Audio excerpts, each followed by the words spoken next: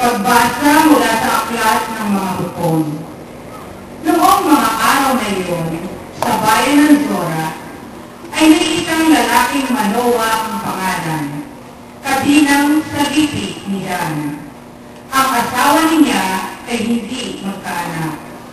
Minsan, napakita sa babae ang anghel ng Panginoon at sinabi, "Hanggang ngayon wala kang anak, ngunit hindi magtatagal, maglilihi ka at manganganak. Mula ngayon ay huwag kang iinom ng anumang uri ng alak, nititikim ng anumang bawal na pagkain. Kung maipanganak mo na siya, huwag mong papuputulan ng buhok, pagkat mula pa sa kanyang pagsilang, ay itatalaga na siya ng Diyos. Siya ang magsisimulang magligtas sa Israel mula sa mga Filisteo."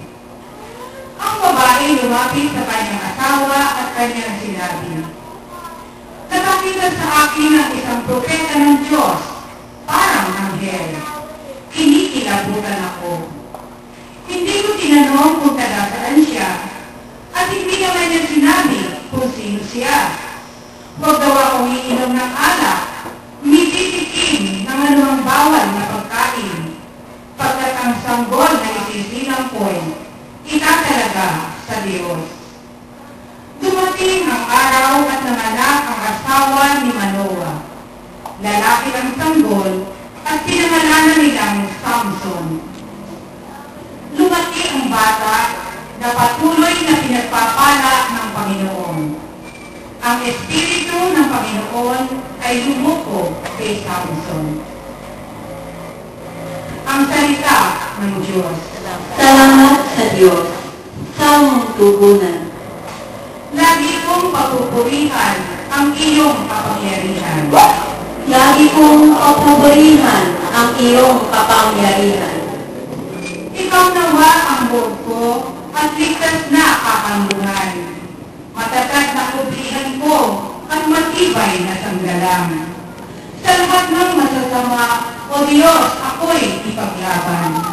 Lagi kong papupurihan ang iyong kapangyarihan. Panginoon, sa iyo ko inilagak ang pag-asa. Maliit pang bata ako, sa iyo'y may tiwala na. Sa simula at mula pa, wala akong inasahang mag-iingat sa sarili, kundi tanging ikaw lamang. Lagi kong papupurihan ang iyong kapangyarihan. Pagkat ikaw, Panginoon, ay malakas at dakila. Ang tagay mong katami ay ihahayag ko sa madla. Sa pulpa sa pagkabata, ako'y iyong tinuruan. Hanggang ngayon sinasambit ang gawa mong hinangaan. Lagi kong papupurihan ang iyong kapangyarihan. Magsitayo po ang lahat.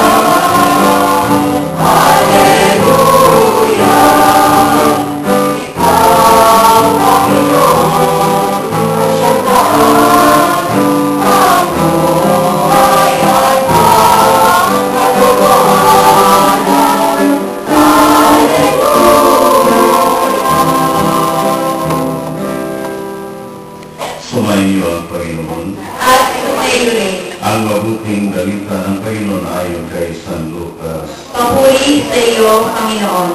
Noong si Herodes ang hari ng Judea, may isang saserdote ang nalay sa karya sa pangkat ni Abias at mula rin sa lipi niya ang kanyang asawang si Elizabeth. Kapwa silang kaluglugot sa paningin ng Diyos, namumuhay ng ayon sa mga utos at tuntunin mula sa Panginoon. Wala silang anak sapagkat si Elizabeth at siya ay matanda na. Ang pangkat ni Zacarias ang nanungkulan noon at siya naglilingkod sa harapan ng Diyos bilang saserdote nang sila'y magsapalaran ayon sa kagalian ng mga saserdote, siya nahirang na magsunog ng kamanyang. Kaya pumasok siya sa templo ng Panginoon sa oras ng pagsusunog ng kamanyang, samantalang nagkakatipon sa labas ang mga tao at nananalangin. Walang ano ay napakita sa kanya isang anghel ng Panginoon na katuyo sa gawing kanan ng gambanang sunugan ng kamanya. Nagulat si Zacarias at sinigla ng matinding takot na makita ang anghel. Ngunit sinabi dito sa kanya, huwag kang matakot, Zacarias. Dininig ng Diyos ang panalangin mo. Kayo ni Elizabeth ay magkaanak ng isang lalaki at Juan ang ipamingala mo sa kanya. Ikaw ay matutuwa at magiging maligaya at marami ang maggalak sa kanyang pagsilang sapagkat siya ay magiging dakila sa paningin ng Panginoon. Hindi siya inom ng alak o anumang inuming nagkakalasing. Sa sinapupunan pa lamang ng kanyang ina, magugustuhan na siya ng Espiritu Santo. Marami sa mga anak ng Israel ang panumbalikin niya sa kanilang Panginoon Diyos. Mauuna siya sa Panginoon, taglay ang Espiritu at kapangyarihan ni Elias upang pagkasunduin ang mga ama at ang mga anak at panumbalikin sa daan ng matuwid ang mga suwain. Sa gayon, ipaghanda niya ng isang bayan ang Panginoon. Sinabi ni Zacarias sa anghel, paano ko po matitiyak na mangyayari ito? Sapagkat ako'y napakatanda na at gayon din ang aking asawa. Sumagot ang anghel, ako si Gabriel na naglilingkod sa harapan ng Diyos. Sinugo ako upang ihatid sa iyo ang mabuting balita na sinabi ko sa iyo. At ngayon, mabibihi at hindi makapagsasalita hanggang sa araw na maganap ang mga bagay na ito, sapagkat hindi ka naniniwala sa mga sinabi ko na magtutupad pagdating ng takdang panahon. Samantalang naghihintay naman kay Zacarias ang mga tao, nagtaka sila kung bakit nagtagal siya ng gayon sa loob ng templo.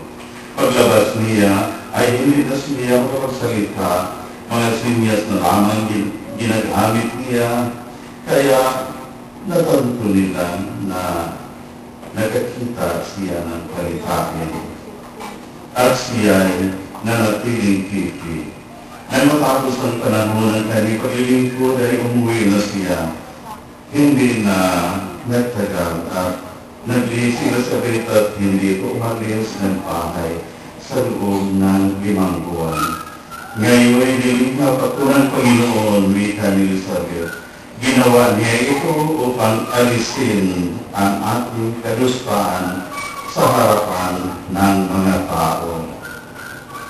Ang mabuting balita ng Panginoon.